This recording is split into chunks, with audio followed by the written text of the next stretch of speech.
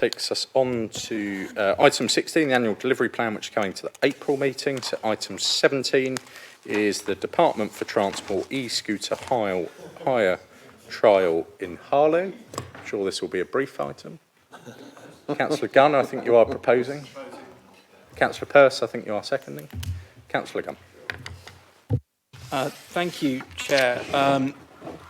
I'll try and keep this introduction brief because I think there will be quite a few questions, and I think that's probably the best way to get into this. But I will try and set out, I think, 3 stages to this. One, to explain why I think that this is worth looking at, in principle, why I think we should support this. To try and address some of the concerns that I know have been raised, and in doing so, I want to thank those who've engaged with the social media posts that have been put out about this, the Your Harlow article, and so forth. It's important that people express their views, and I hope that I can try and address as best I can as many of those concerns, reasonable concerns that have been raised, and then to set out a bit about what the future path would be if we do approve this item and agree in principle to the concept of taking part in the trial. But to start with why I think this is a good initiative, I think we all know it's a difficult economic period and has been for some time, especially for younger people. There's been a national debate about that this week in a different context. I think 1 in 8 young people not in work, education, or other forms of training. So there is a very real need, I believe, to support people as best we can. And one of those is to make transport as affordable and as accessible and as convenient as possible for people of all ages. That's not necessarily the case for all parts of Harlow today, and I think that by finding a way to introduce legal and regulated e-scooters, we may be able to help people to go out to work, to higher education at college, and to travel around Harlow. That's what I'm hoping that we can explore, and that's the reason that I want to see us have a look at this in a bit more depth.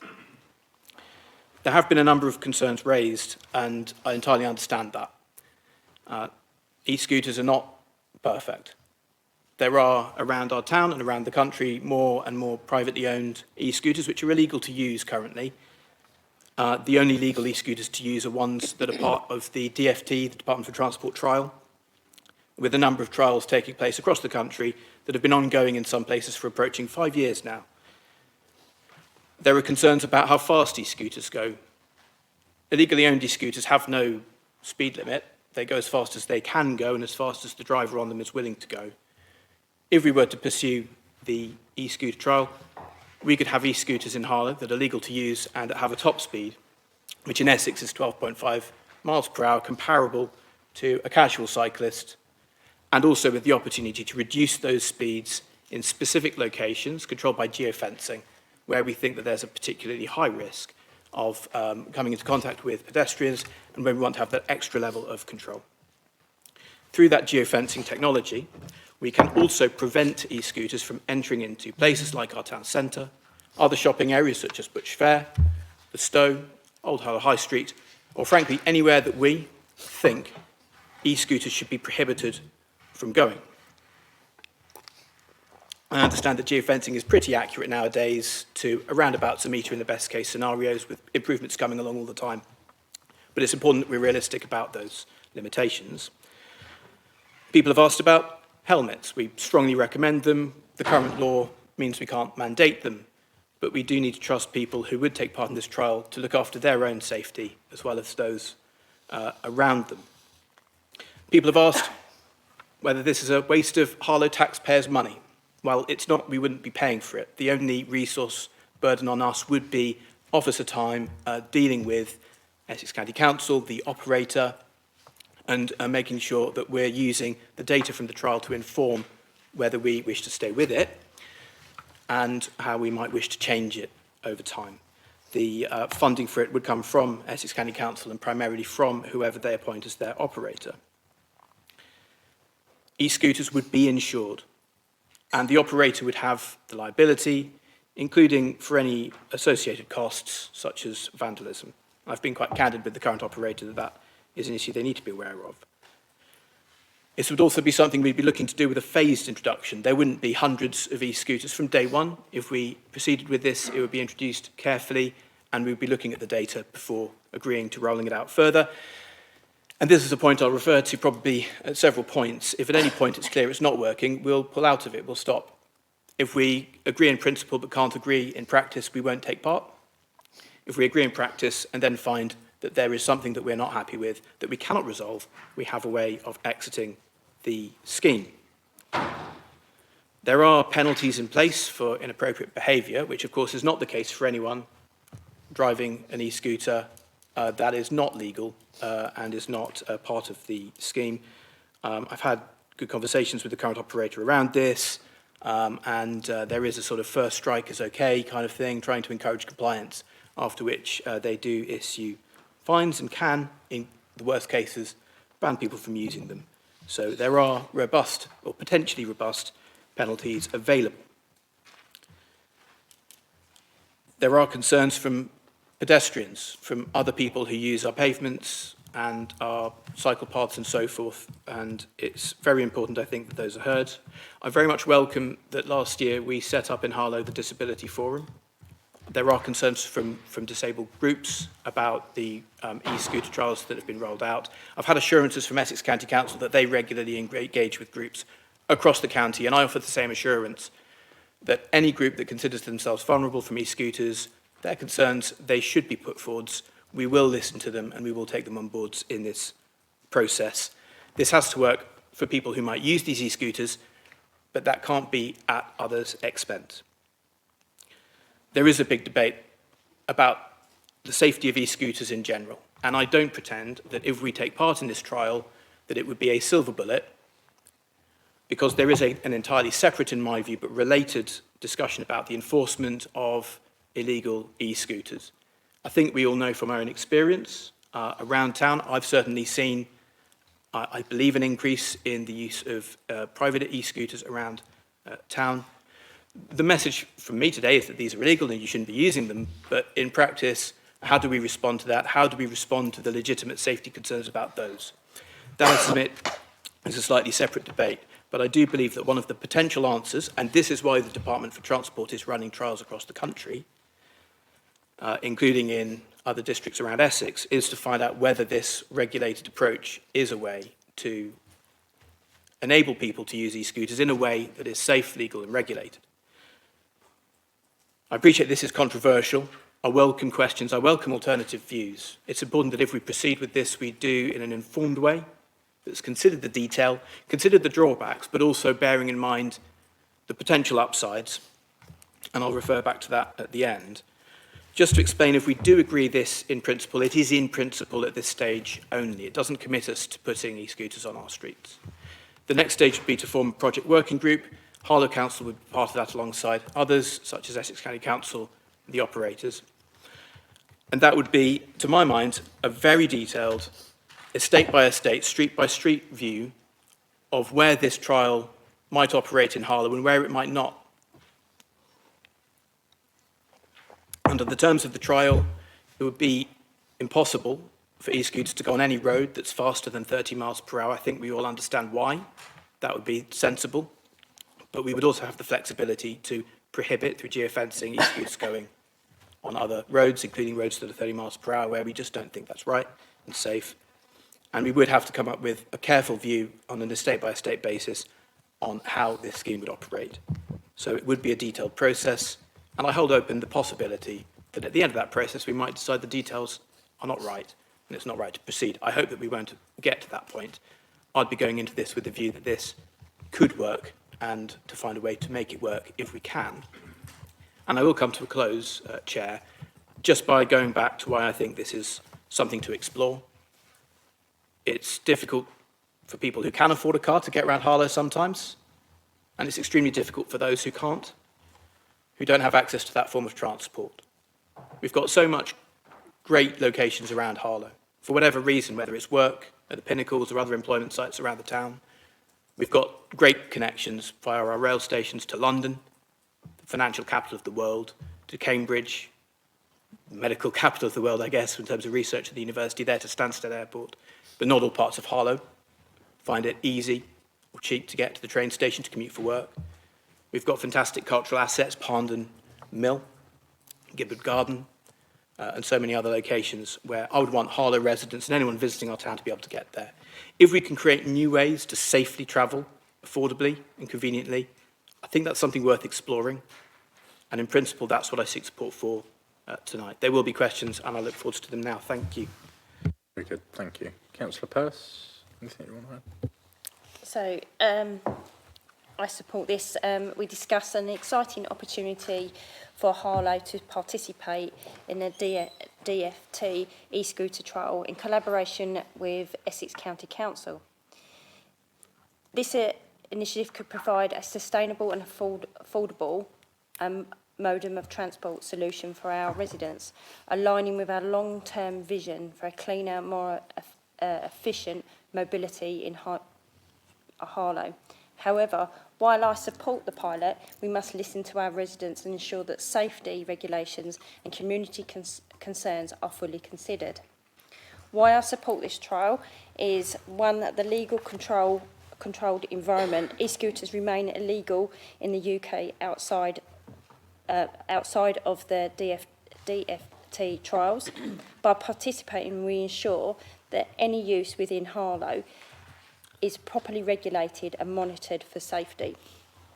And affordable and accessible transport options. E-scooters provide a cheaper alternative to cars and taxis, beneficial for commuters, students and residents who do not own a vehicle. Can support first and last mile transport connections for people from the train station, bus hubs and their final destinations. Sustainability and climate change goals this actually aligns with within Harlow. Our net zero by 2040 commitments by reducing reliance on private cars supports the shift towards eco-friendly travel and better air quality, reducing transport congestion. 23% of car journeys in Harlow are under 10 minutes. Many of those trips could be replaced by an e-scooter. This could ease road congestion and parking pressures, especially in busy areas. The commitment to the safety regulations, strict measures, only authorised trial e-scooters will be legal privately and will be legal. Privately owned ones remain prohibited. Technology-driven safety controls. There is speed limits, tracking, geofencing and to prevent misuse. Riders must be over 18 years and hold a provisional and full driving licence. Collaborations with law enforcement and safety teams. The operator will work closely with Essex Police and Community Safety Team. Mandatory insurance for public liability and third-party cover. Listening to our residents. While this pilot presents many benefits, we recognise that some residents may have concerns. Public consultation and public engagement will be key. Feedback process will allow residents to share their views before and during the trial. If significant concerns arise that cannot be mitigated, Harlow retains the right to withdraw from the trial with a 2-month notice period. There is minimal cost to the council. The financial burden to Harlow Council is minimal. The trial is funded by Essex County Council and the e-scooter operator. The Harlow's council's role, oversight and engagement ensure the safety and fair implementation. The Cabinet approval is sought for in principle support the e-scooter trial. A project will be established to monitor the progress and safety of residents' feedback. If successful, the trial could be introduced a new sustainable and accessible transport option for Harlow residents. My final thoughts, I support the pilot, but we must listen to our residents.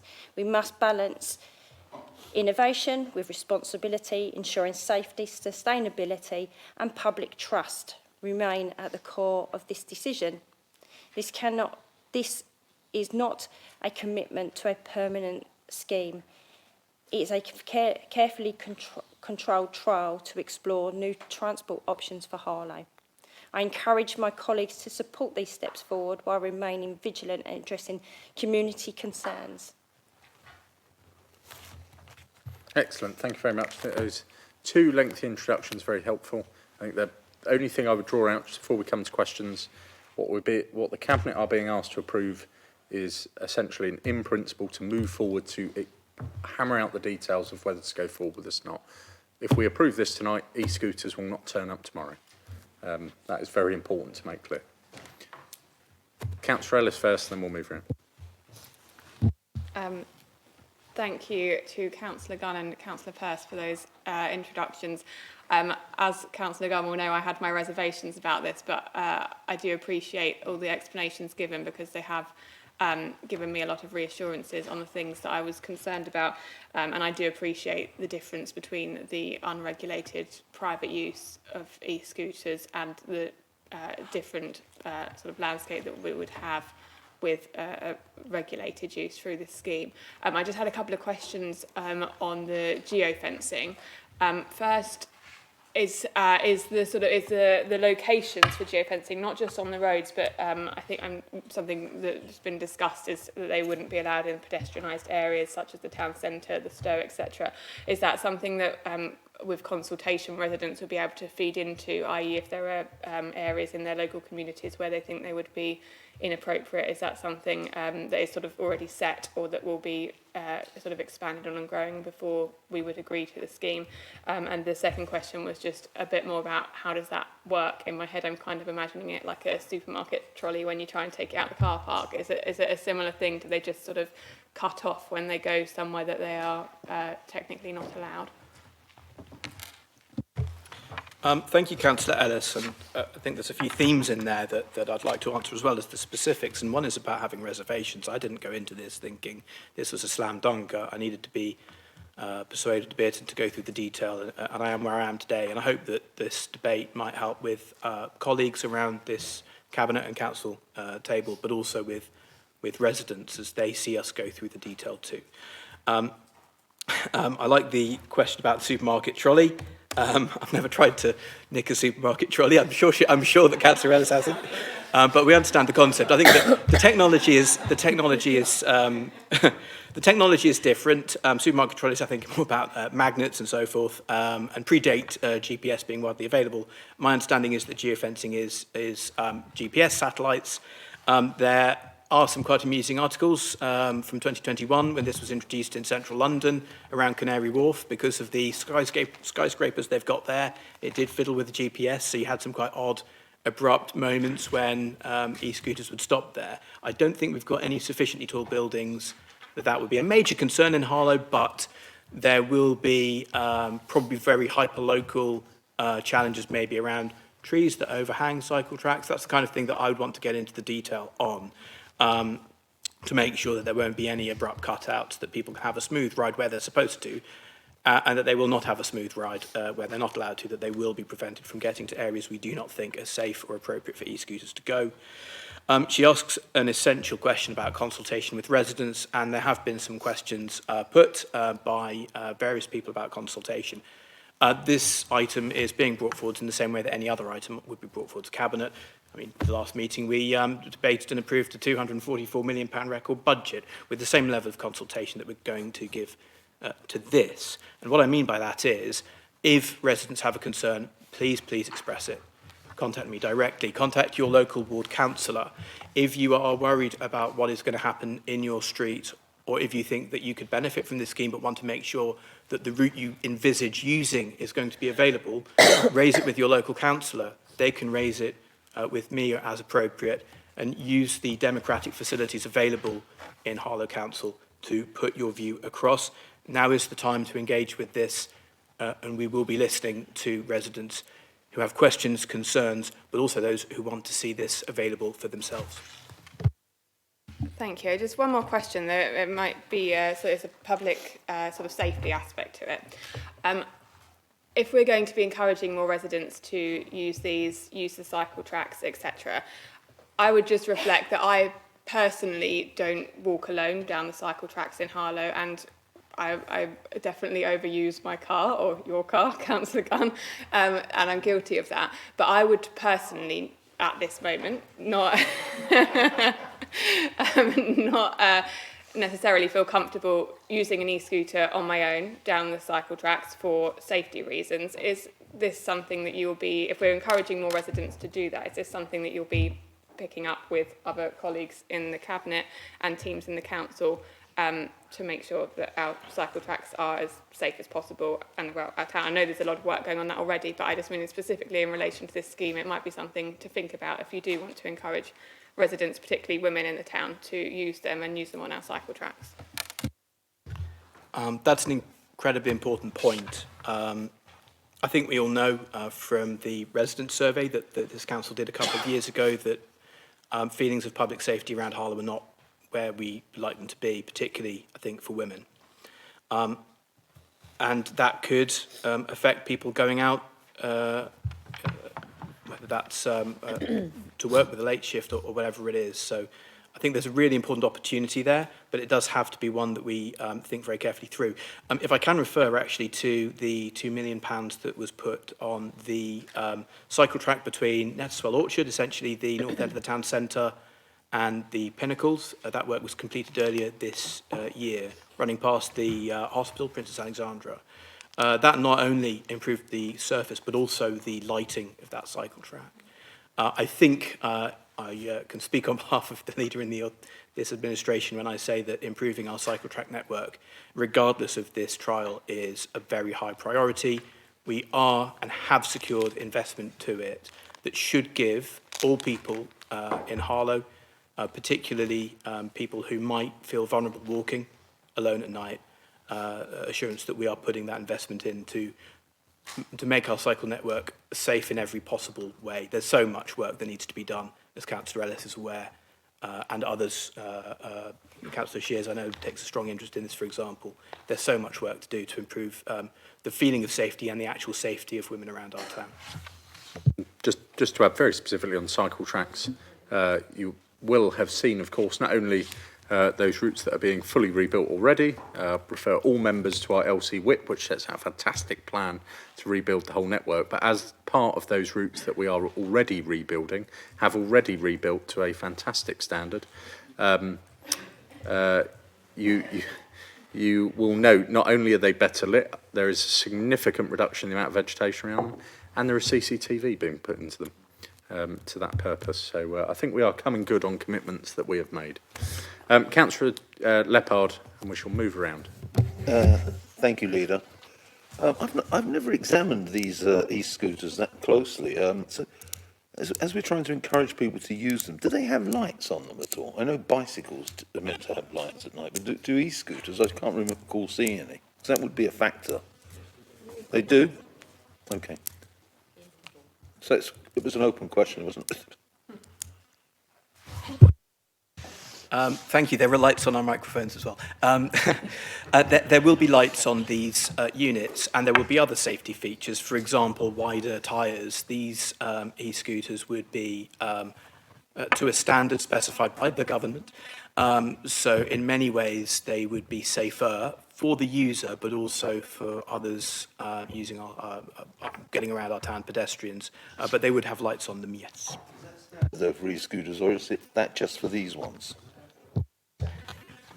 There's a much wider debate about regulation of e-scooters, and of course at the moment, because they're illegal, they are essentially unregulated. That's actually a particular concern I have personally around batteries and the safety of charging those. There's a campaign ongoing that Essex Fire and Rescue are supporting, I believe, around that to improve government legislation on the regulation of that. These e-scooters would be very highly regulated. The ones that you see around town now that are illegal to use may be safe, they may not. We have no way of controlling that. One final question. I notice on paragraph 16, mentions this has been trialled in Colchester. Have we had any feedback from their experience? I've not spoken to Colchester specifically, but I would make a point that there's been a number of trials ongoing for a number of years in locations around the country. The vast majority are still part of that. In Essex, that's been Braintree, Chelmsford and Colchester, who are all continuing, at Basildon, who've recently said they won't continue.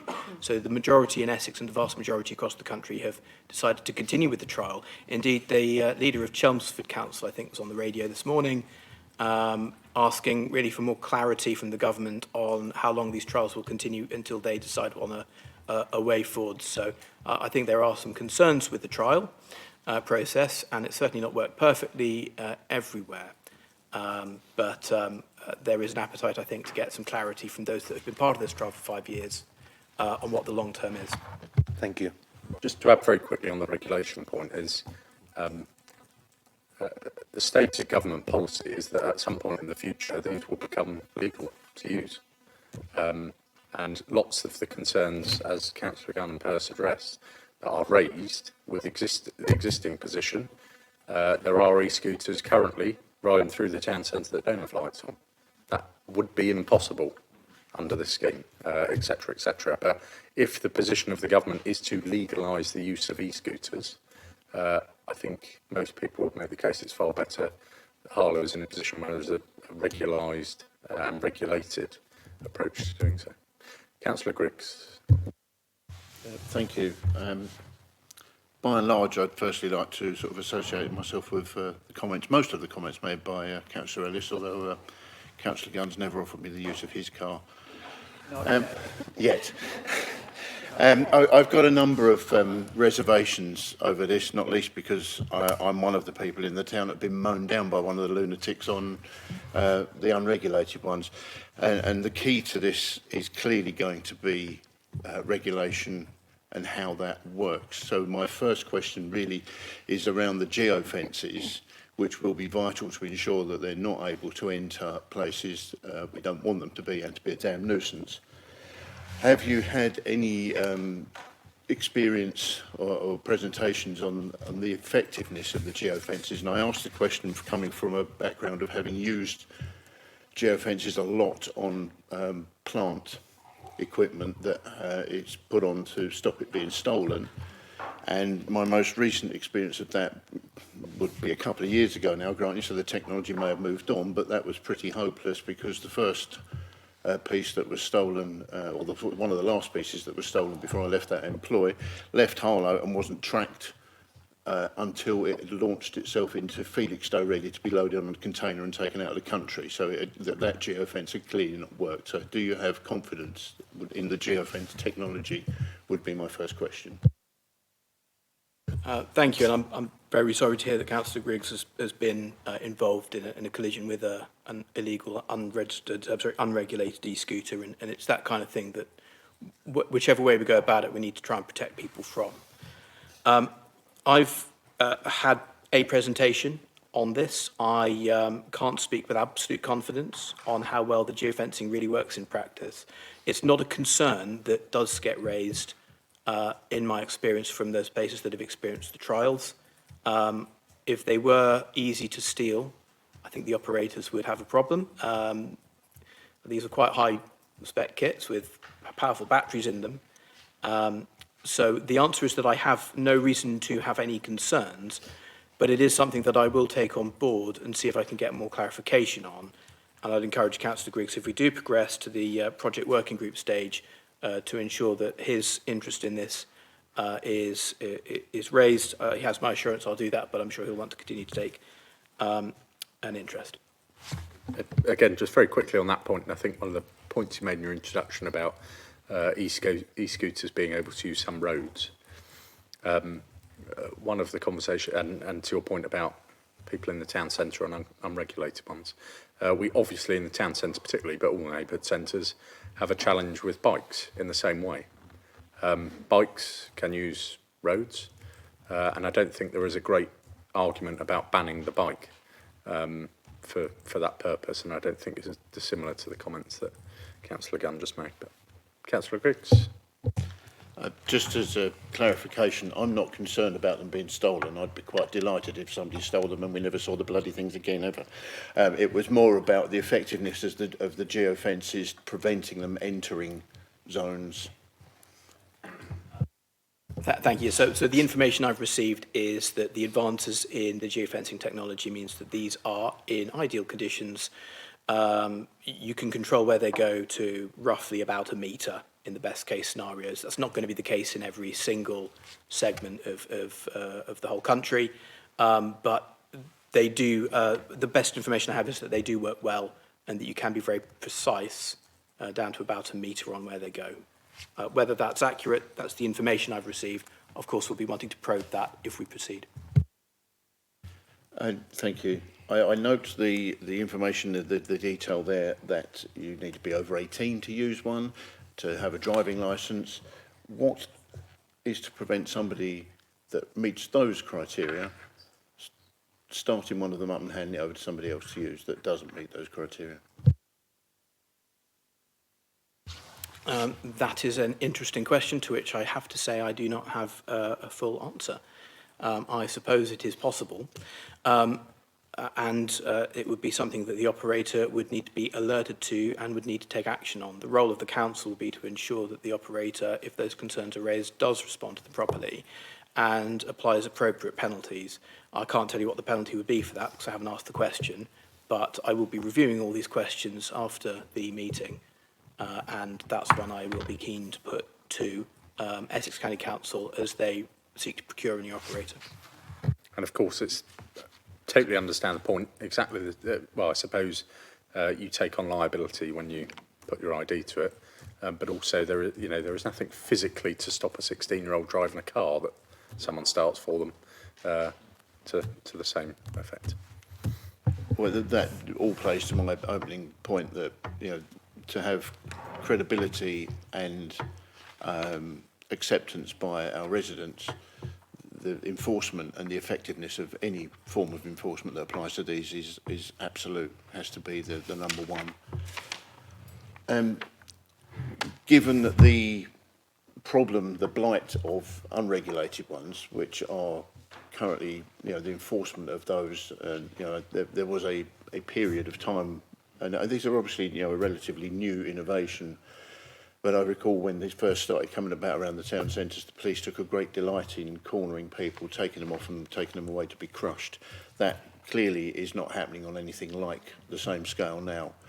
But again, I think for this plan to have any form of future and credibility, there needs to be an increased enforcement against the unregulated one. So is there anything in the plan, in the pipeline, that you would look to put in place to, as part of the adoption of a regulated scheme, to crack down on the unregulated ones? I'll answer that. I'll briefly come back to the initial, the previous question, which is to just make the point that if someone did give their e-scooter to someone else, the operator would have their ID and their bank details. So it would be very easy to proceed with enforcement in principle. On the enforcement of illegal e-scooters, I actually probably should congratulate the current Labour government because they're currently seeking to legislate through the Crime and Policing Bill to give greater powers to police forces across the country so that they can confiscate illegal e-scooters with greater ease. So I'm not responsible for that. But that is something that is currently going through Parliament, and I suspect that's something Councillor Griggs would welcome. Of course, this is enforcement a matter for the police. We're a district council. They're independent of us. We work very closely with them through our community safety team. I think there is a project ongoing to apprehend illegal e-scooters that are in the town centre, and that in principle, I think resource permitting, that is done across the district. We also do have to, I think, just be realistic. The number of illegal e-scooters is on the increase across the country. And the more of them that are out there, the more of them that are being used, the greater the challenge for even the most efficient and effective and robust police force to police that effectively. And the greater the challenge to authorities such as ourselves, to highways authorities, and to the government to come up with a solution that keeps people safe if we continue to see, as I anticipate, the increased use of e-scooters, whether they're regulated or not. Yeah, just one more and I'll shut up. I'm, as a fair weather cyclist, so my cycling season is soon to be upon us, I hope. 30 miles an hour is quite lively when you're on a bicycle, particularly trying to get around town. 30 miles an hour on an e-scooter seems to me to be an extraordinarily high top limit. Well, it says 30 miles an hour in there. It's got 30 miles an hour specifically in there. So is there a, would we be able to set a criteria on that of saying we think that's too high and we want them limited? Well, perhaps if he is a fair weather cyclist, I ought to be offering him more lifts in my car, I suppose, especially out of, different arrangement. But the top speed for an e-scooter on the trial is 15.5 miles per hour, but in Essex County Council have set the top speed at 12.5 miles per hour.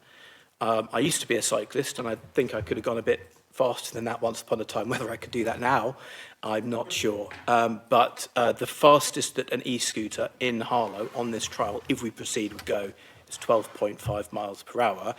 And through the geofencing, we would be able to slow that down where we thought there were particular pinch points or safety concerns, potentially underpasses and so forth.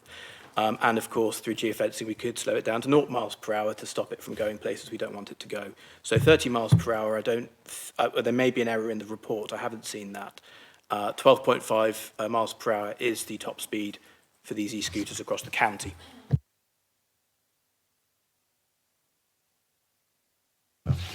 Perfect. Of course, it's a matter of public record. I've stood in this chamber before and spoke on this issue, but of course I'm not using today as a soapbox, and I must stress to members that, of course, those comments then were and remain my personal beliefs. We clearly, across this chamber, have a plethora of views on this matter. Would the portfolio holder ensure that any working group arising from this pilot is formed cross-party and includes both proponents, which there are many, and opponents of the principles of this pilot? Harlow Council would be represented on the working group. I can't give any greater assurances. We would be a part of that project group. We wouldn't necessarily be able to determine its composition, but Councillor Shepherd knows me well enough. I always want to hear from all councillors on a cross-party basis. I respect the mandate of every single one of us. We're there to represent our residents, and especially those like Councillor Shepherd. I know they do that diligently and with a great deal of civic pride. And I'd want to ensure that whether or not there is cross-party representation from Harlow on the working group, that there is no councillor from this chamber that feels that their concerns have not been picked up. Just to add further to that, of course, the recommendation, if approved, as I stress, is not to have e-scooters, it's to join a working group to explore the option of it. Ultimately, that will then require a portfolio hold decision to commence with that, which of course would be subject to call-in and all the usual processes.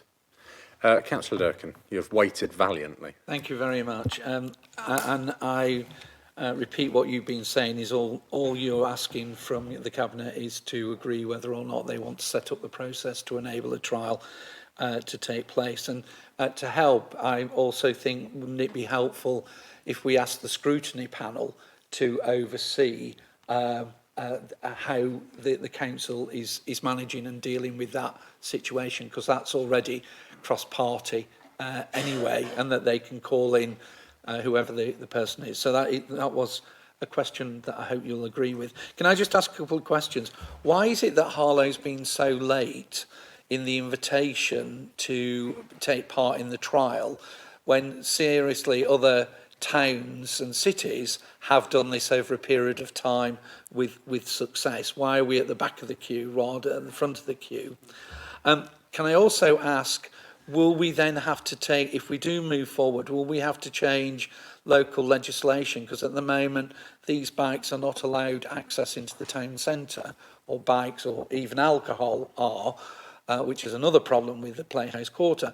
But will we be offering the opportunity for people to actually come in to the water gardens and to the Harvey Centre over those issues. My third ask is, part of the engagement, are we going to be able to have positive engagement with businesses? Because I would assume a lot of these e-scooters may well start off at the train station, and our big employers such as Princess Alexandra Hospital, our education, Harlow College and the town centre get a lot of customers and workers from those particular areas. Will you also be encouraging the local leisure business, such as Leisure Zone, the football and rugby clubs, to see whether or not they could facilitate and support these activities?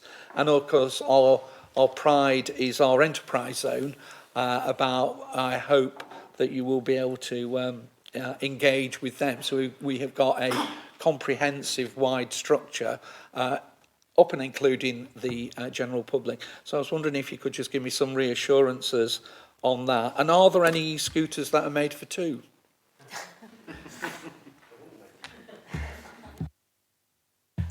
I shall not speculate too much on the motivation on that final question, but my car's got 4 seats, so 5 seats. I'll start at the beginning. Scrutiny Committee. I've had a chat with the chair of the Scrutiny Committee, Councillor Edwards, earlier today. This suggestion has been put out publicly by someone else. I'd be entirely open to the Scrutiny Committee taking any interest in this, but it's not a matter for me, it's a matter for the chair. If Councillor Edwards wishes to explore calling this in, that's a matter for him. If he wishes to form any other form of programme on the committee to scrutinise this further, be my guest. I welcome this. I hope my attitude in general and in this chamber has been one where I recognise the need to ask questions about this, to answer them as best possible, and that's why we have a scrutiny committee, it's why we have this cabinet forum. On why it's taken 5 years to ask Harlow, I cannot offer a definitive answer. I understand we haven't been invited to join it previously. The trial initially launched in 2020 when I was not a councillor yet. So I don't know what may or may not have happened back then. Other councillors perhaps were in a position to know about that. But to my understanding, our first approach was a few months ago. We've done a bit of consideration of it, and we are where we are as a result. So I can't answer that, but I hope that's helped to explain a bit that we haven't been knocking it back for any particular reason. I think this is our first opportunity to consider this. In terms of local legislation, yes, we would need to do traffic regulation orders. One of the merits of the trial from Harlow Council's point of view is if we wanted to do this at a later date off our own initiative, that would be possible under the current legislation, but we would have to do all the TROs ourselves and pay for them. Essex County Council would be paying for these if we proceed, so it would be no particular burden for Harlow Council. I have asked some questions about the process, about the timetable for that. It would take a bit of time, but the most important thing is to get the details right. The TROs will follow what, if anything, we want to agree on where these e-scooters could go. But that's an excellent question, an important one. Engagement, there's so many opportunities to improve travel around the town. It's hard to know where to begin, and it's certainly very difficult to know where one would end. My invitation to all councillors and anyone following these proceedings is please, please put your hand up. I'm sure we will be wanting to approach the likes of Princess Alexandra Hospital as the largest employer in the town. Not least as well because that's not just where people go to work, it's where people go to check in on relatives who are in the hospital, who go in for their own appointments.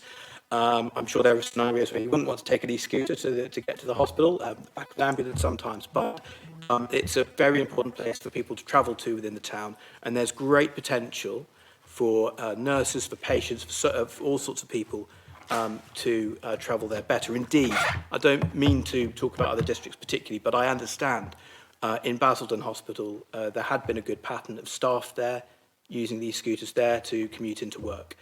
So there are examples around Essex of where that's worked really well, I've been told. And there are, of course, great opportunities to get more people to Harlow Town Football Club matches. I'm sure the rugby club would be interested to know whether this is something that could help people get there to watch matches, to do training. Of course, you'd have to be older than 18 to use these things, but for some of their younger players, perhaps that's a way to help them launch their sporting career. How we will go about that is something that I'll need to give further consideration to. There are so many organisations out there who I believe this could be beneficial to. Partially this is up to us, partially it's also up to them to engage with our proceedings and to make sure that what we agree is going to work for them. I'm just going to make this point and this point once. We are approaching 3 hours into this meeting. We still have lots of business to get through, which I intend to get through. And without stymieing debate or questions, I'm sure some people are keener than others that this meeting ends. And therefore, if you could just give consideration to shorter questions, shorter answers, and whether you need to speak at all, that would be excellent. Councillor Edwards. In terms of the issue with regard to scrutiny, I've been mulling over my mind whether or not we call it in sooner rather than later, or whether or not it's just something we could have a discussion about when will be the appropriate time for it to come to scrutiny. Certainly, I think there is a number of issues here, which obviously from the discussion tonight, I think would be useful to have a discussion in scrutiny and equally possibly call witnesses. Just to say, we're still on questions. Yeah, if you've got a question, we can come so, and comment. well, leading into the questions, I'm aware that, for example, there are 22 regions across England currently that are utilising this scheme. I'm also aware locally, Basildon, for example, they had a scheme which they voted to end. Winchester have closed their scheme. The schemes have been closed in Paris, Madrid, Copenhagen, Melbourne, across the country, etc. And I'm equally aware that there are a whole lot of public anxiety around the use of. There's no one screaming out there for us to be saying to let us introduce this. So. Get to the question, Councillor Edwards. Very conscious of time. So, moving to a question, in terms of, do you have any thoughts with regard to the scrutiny, whether it be useful to come in earlier rather than later? The succinct answer would be excellent. That is at your discretion, Chair of the Scrutiny Committee, and I will abide by your view on that. Councillor Garnett. I meant to get up early. Couple of things. How would the monitoring be sorted out? Perhaps you might be some of these questions you can do at another time. But you know, if people are abusing where they go and how they speed, how would that be monitored? Protective clothing, are they required to have crash helmets on, like bicycles? And then I sort of have the Councillor Pearce talking about, net zero and all the rest of it. We've got the sustainable transport corridor going in, which is going to transport people north, south, east and west. So I query the need for these as well. And the other thing is, if I wanted to get one, where have I got to go to get it, to get to the other end? And that's, perhaps something that come out in the meantime. If I just throw, is there an upper age limit on use of e-scooter?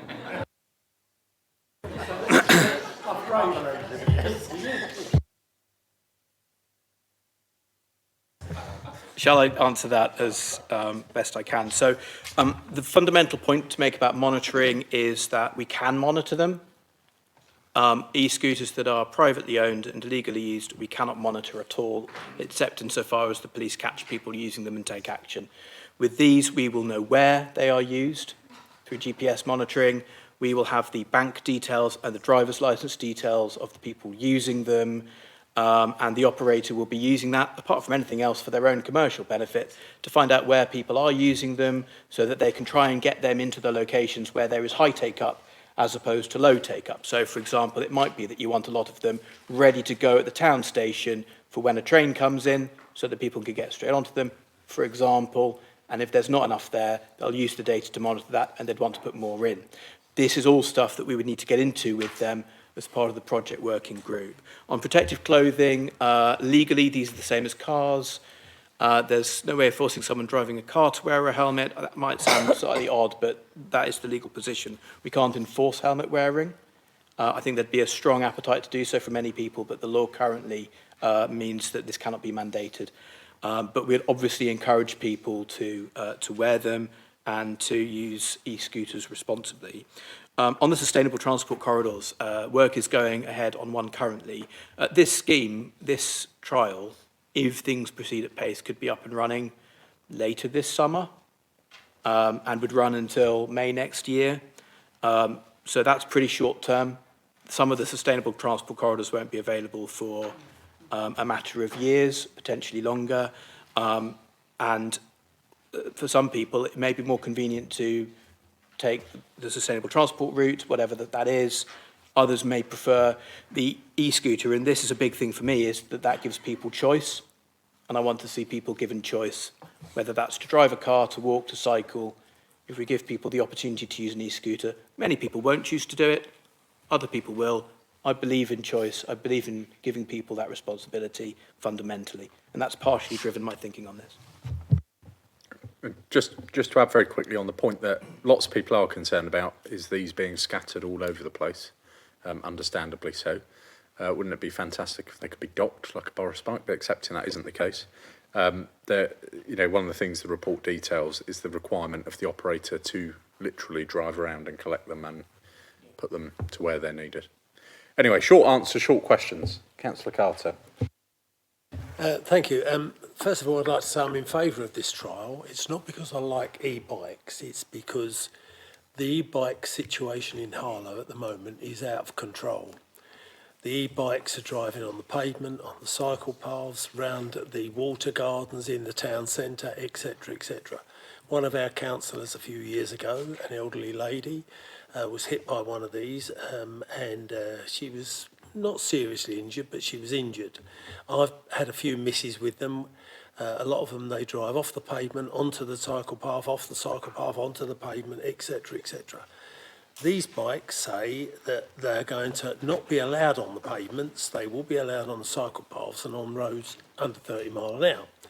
Now, if that's the case, that's great, but I think by having this trial, it might influence those illegal bikes to eventually become legal, especially if this government actually makes all of them legal, as probably they will in a few years' time.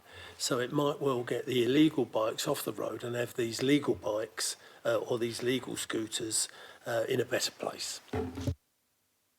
Any questions? No. Excellent. Councillor Charles. Thank you, Chair. These are just points to take away and to consider, Councillor Gunn, as you progress with this work. Obviously, on the unregulated front, the police have conducted operations, namely Operation Shopper, where they seized 75 e-scooters in the town centre. So I think that was the operation you were referring to. And on the broader point around women's safety, there's the Women's Safety Charter, and of course the Safer Harlow Partnership puts women's safety, violence against women and girls as a priority, and we've put CCTV in underpasses in cycle tracks as we look to police those areas for women's safety. The key points, though, for you to consider from a public protection perspective are, of course, in the report you talk about the e-scooter operator working to build a strong relationship with the community safety team here in the council and Essex Police. I think it is important, and I would just, as some constructive challenge, I want that formalised as part of the working group before we even get to the decision, to understand what the operator's responsibilities will be in that interaction, particularly with Essex Police on the unregulated front. The next point is around the monitoring of complaints. Now, I appreciate in the report it talks about making sure Harlow Council isn't the funnel for that, but we have to be explicitly clear on how we're going to make sure residents don't then overload, contact Harlow with complaints and go to the operator, and the communication plan around that will be absolutely critical, because I don't want to see our enforcement team or contact Harlow overloaded when we need to triage other important cases. The final point around safety, I think you need to produce a fleet of safety precautions, some of which have been explored already, but one that is really important, and it's on the technology front, to test intoxication. There is app technology that these e-scooters use that is a simple test that can stop people using a scooter if they are not able to fulfil a reaction test using the app on their mobile phone. So the fleet of safety requirements will be needed, and I want to see that as the Cabinet Member for Public Protection before we even move to a decision on something like this. Thank you, Chair. Any further comments anyone has whilst we're here? If we can make them brief, because I'm getting to a point I will just cut you off. So Councillor Shepherd, then Councillor Harbour. Right, thank you, Chair. Lots of questions have been raised about the practicalities of these. I would just implore members to spend some time in Cambridge, a city I had the privilege of living and studying in for a year. There's a very well-established scheme there where you can see it in action yourself. I'll make it brief as well. We have declared a climate emergency. In fact, you did that. We have very ambitious modal shift targets, which try and encourage people to get out of private cars. My view is that we need to have a toolbox of alternatives for people, because people have different aspirations. And to my view, not only should we have scooters, we should also have bicycles. Quite a few people here work in London a lot. I work in London a lot, have done for over 30 years. I've seen the bicycles come in, I've seen the scooters come in. I haven't used a taxi or a bus or a tube for probably 10 years because the option is there to get on a bike or get on a scooter. So I can't see any problem with this as long as it's properly regulated and set up, and I think it'll be a great success when it happens. Thank you. Good. Any closing remarks, Councillor Gunn? I'm conscious of time, so I won't have very many. Just to thank everyone who's put questions, and apologies to those who I perhaps haven't been able to come back with the sufficient level of detail they want at this stage. I'll be reviewing this debate and perhaps engaging in one-to-one feedback where I can. I think this is worth exploring further. I hope that's the view of the Cabinet. But I also think it's been a very helpful session to explore some of the difficulties that will emerge as we get into the details on this if we do proceed. Very good. So as we move to the vote, this is just to make very clear what we are voting to do is to take part in the working group to explore the option of doing this, not to do it. Is that agreed? Agreed. Which takes us